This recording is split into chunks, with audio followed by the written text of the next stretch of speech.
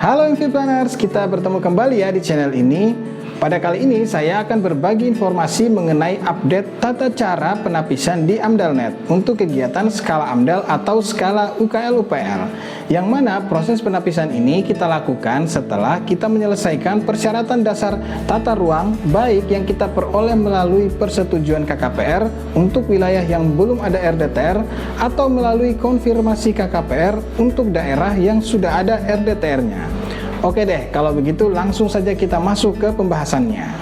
Berikut adalah tampilan awal di sistem AmdalNet. Untuk mengakses ini, kita bisa melakukan pencarian di browser Google dan mengetikkan AmdalNet. Lalu kita pilih link yang muncul. Kemudian di sini langsung saja kita klik masuk yang ada di pojok kanan atas. Oh ya, selain menggunakan metode masuk langsung ke sistem AmdalNet, kita bisa juga ya masuk ke AmdalNet melalui link yang telah disediakan dari OSS, yaitu seperti pada gambar berikut. Ketika kita klik proses penapisan, maka seketika tampilan layar kita akan dialihkan ke website AmdalNet. Oke, kita kembali ya di tampilan awal login AmdalNet. Di sini kita pilih metode login yang di bawah ya, yaitu masuk dengan akun OSS RBA. Kita mulai inputkan username dan juga password akun OSS RBA kita. Sekarang kita sudah berhasil masuk ke akun AmdalNet kita, yang mana ini adalah akun untuk pemrakarsa atau badan usaha. Langsung saja kita scroll ke bawah ya untuk mencari usaha atau kegiatan yang akan kita lakukan penapisan. Di sini kita perhatikan ya, ada dua tab, yaitu tab resiko R dan MR, yaitu untuk usaha yang resiko rendah dan menengah rendah, dan tab resiko T dan MT, yaitu untuk usaha resiko tinggi dan menengah tinggi. Di sini saya pilih yang tab resiko T dan MT karena usaha kita masuk skala resiko menengah tinggi. Berikut adalah daftar usaha atau kegiatan yang telah tampil di AmdalNet dan siap untuk dilakukan penapisan. Jika kita mengajukan penapisan untuk beberapa KBLI atau beberapa usaha dengan lokasi yang berbeda, maka penting untuk kita cek dulu ya nomor kegiatan usahanya, dan juga kita cek nomor KBLI dan alamatnya. Pastikan itu sudah sesuai dengan kegiatan yang sebelumnya kita proses di OSS. Pastikan tidak tertukar ya. Setelah menemukan yang sesuai, langsung saja kita centang terlebih dahulu kotak kecil di sisi kiri atasnya. Pastikan juga input nilai parameter telah aktif ya, seperti pada gambar. Kemudian di sini kita mulai masukkan nama sektor, jenis usaha dan atau kegiatan, nama usaha dan atau kegiatan, serta besaran parameter yang akan ditapis. Pertama-tama kita masukkan sektor. Di sini biasanya akan muncul secara otomatis karena kegiatan yang kita ajukan adalah kategori industri, maka otomatis di sini muncul sektor perindustrian. Jadi tinggal menyesuaikan saja ya untuk penamaan sektor ini. Jika nanti misal di sektor ini tidak ada yang sesuai dengan kategori kegiatan kita, maka kita pilih yang pilihan multisektor. Pada kolom jenis usaha dan atau kegiatan kita tuliskan nama usaha kita ya. Di sini itu biasanya kita tuliskan jenis usaha kita bergerak di bidang apa atau memproduksi apa. Contoh bisa kita tuliskan produksi furniture dari kayu. Lalu pada kolom nama usaha dan atau kegiatan kita bisa isikan jenis usaha kita yang dilengkapi dengan nama brand atau nama perusahaan kita. Misalkan kita isikan produksi furniture dari kayu oleh PT Hutan Rimba Angker. Lalu kita inputkan nilai parameter besaran yang akan ditapis. Di sini saran saya cukup centang salah satu item parameter saja ya. Sebagai contoh di sini saya cukup isikan saja parameter luas bangunan terbangun. Misalnya di sini kita inputkan 12.000 dengan satuan meter persegi. Maka dapat otomatis kita lihat hasilnya adalah AMDAL. Lalu kita scroll ke bawah dan kita mulai menginputkan pendekatan studi. Di sini sebagai contoh kita inputkan tunggal ya, karena kegiatan yang akan dikaji ini hanya merupakan kegiatan tunggal yang berdiri sendiri di satu lokasi.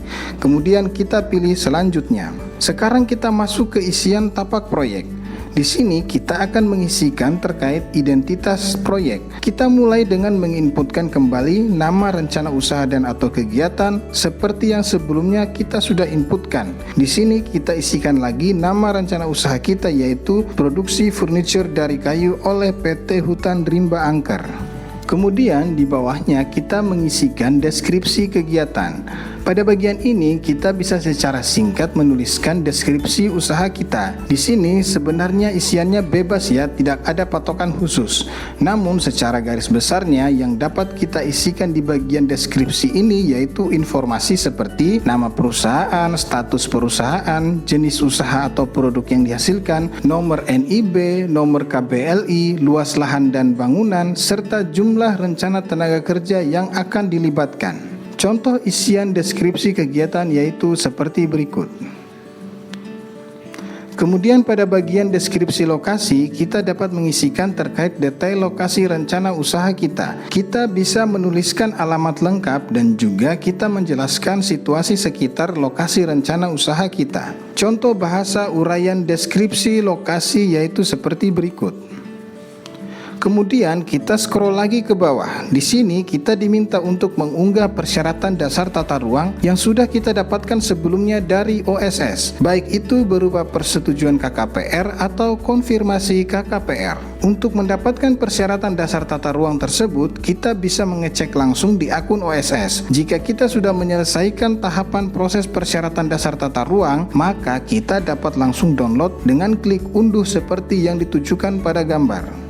Kita kembali lagi ke AmdalNet. Setelah kita lakukan unggah persyaratan dasar tata ruang berupa PKKPR, maka nama file unggahan akan muncul di bagian bawah. Selanjutnya kita akan diminta untuk mengunggah lagi surat pernyataan pemrakarsa atau pelaku usaha bahwa persetujuan lingkungan yang diajukan masih dalam tahap perencanaan. Di sini kita mulai dengan unduh dulu ya surat pernyataannya yang ada di kotak hijau sisi kiri. Berikut adalah tampilan draft surat pernyataan yang sudah kita unduh. Kemudian kita isi surat pernyataan ini sesuai data rencana usaha atau kegiatan kita, lalu ditandatangani dengan diberikan materai 10.000. Setelah itu surat pernyataan yang tadi telah kita isi dan telah ditandatangani, kita langsung scan saja lalu di save menjadi file PDF. Setelah itu langsung saja kita unggah ke dalam AmdalNet. Jika sudah diunggah, maka file yang kita unggah akan muncul di bagian bawah.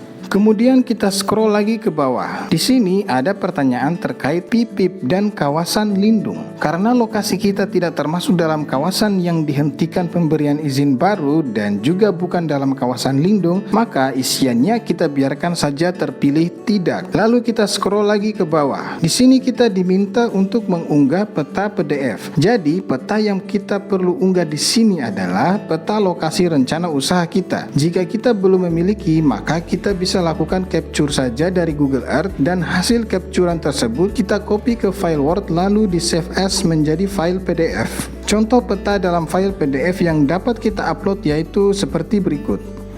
Lalu kita scroll lagi ke bawah. Di sini kita diminta untuk menguploadkan SHP peta tapak proyek. Oh ya, jadi yang kita uploadkan di sini adalah SHP tapak proyek kita yang sebelumnya sudah kita buat melalui aplikasi QGIS. Cara pembuatannya sudah pernah saya jelaskan di video saya yang sebelumnya. Jadi bisa dilihat saja ya untuk tata cara pembuatannya. Saya asumsikan saja di sini kita sudah memiliki SHP peta tapak proyek yang sudah siap kita upload. Pastikan file SHP yang akan kita unggah sudah berbentuk file zip ya. Langsung saja kita klik unggah dan kita cari folder penyimpanan file SHP tapak proyek yang sudah kita buat sebelumnya. Lalu klik open. Jika format SHP tapak proyek kita benar, maka akan otomatis terbaca dan muncul tampilannya seperti berikut.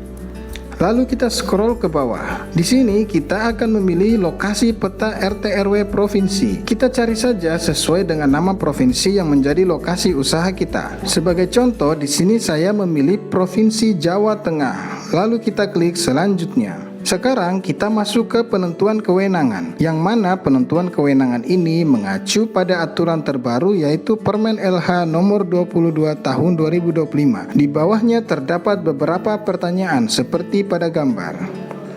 Lakukan pengisian seperti pada gambar ya. Untuk contoh ini, lokasi kegiatan berada di darat dan lokasi tapak proyeknya berada di satu kabupaten atau kota. Kita scroll ke bawah dan muncul lagi beberapa pertanyaan konfirmasi seperti berikut.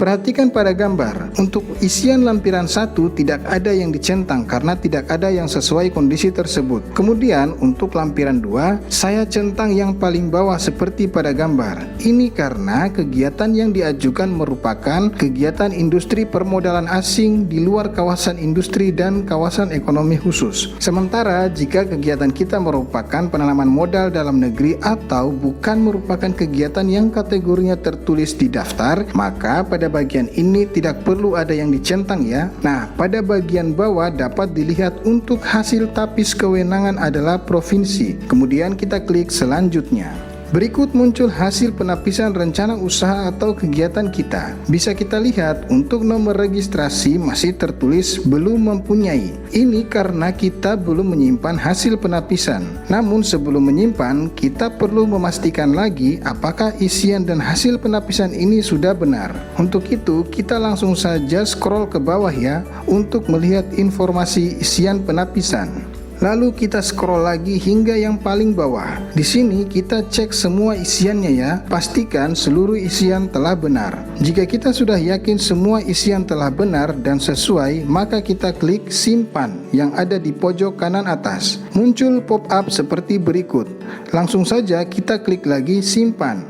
Kemudian muncul tampilan berikut. Di sini kita klik tanda panah kecil yang ada di sisi kiri. Lalu akan muncul seperti berikut. Kita pilih kotak yang bertuliskan penapisan, lalu klik lihat detail penapisan. Berikut muncul detail hasil penapisan yang mana sudah tertera nomor registrasinya. Untuk menyimpan hasil penapisan, kita klik cetak PDF yang ada di kanan atas. Lalu setelah terdownload akan muncul hasil penapisan kita seperti berikut. Dapat kita lihat hasil penapisan kita yaitu jenis dokumen adalah AMDAL, kewenangan provinsi, dan tingkat resiko menengah tinggi. Oke Planners, itulah tadi seluruh tahapan dalam proses penapisan di AmdalNet untuk kegiatan skala AMDAL atau skala UKL-UPL. Semoga adanya video ini dapat membantu para pelaku usaha yang saat ini mungkin sedang bingung dengan apa yang harus diinputkan di dalam sistem AmdalNet. Terima kasih dan sampai jumpa di video-video berikutnya.